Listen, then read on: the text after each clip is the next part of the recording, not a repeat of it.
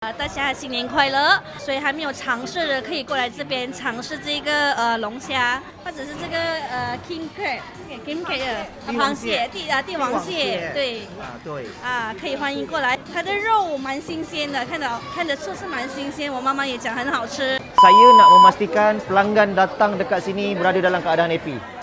Walaupun korang gaduh laki bini, lepas datang sini makan pasti happy sebab saya ada menu yang murah. Ni.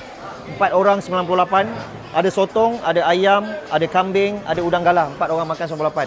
Yang nak happy lagi saya potong king crab. Mari tengok saya potong king crab. Dari mana mak? Tadi? Dari Perak nak masuk ke Johor. Dari Perak.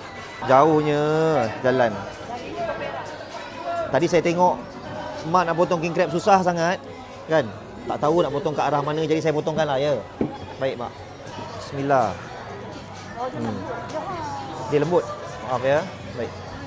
Tapi kalau lembut pun kalau tak pandai potong dia hancur. Kita nak tengok mak rasa sikit boleh mak?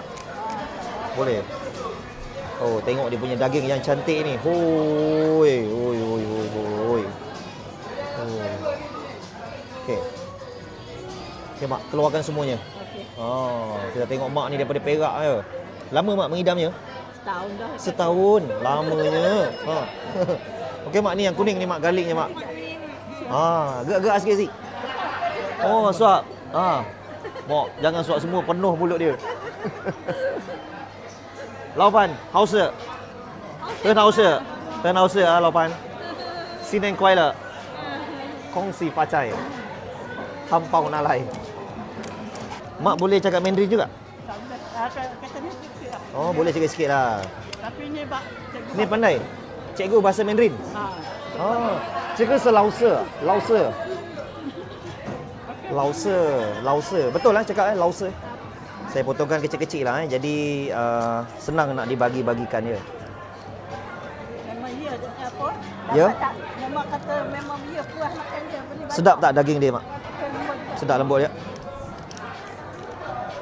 Dapat pula masuk video saya ya. King crab dengan lobster tak sama. Yang kalau betul-betul puas makan ni lah king crab lah, isi dia banyak ni. Isi dia penuh. Okey, baik mak. Terima kasih banyak mak. Bahasa Mandarin. Selamat tahun baru Cina yang belum pernah datang boleh cuba makan king crab dekat sini kak. 大家新年快乐！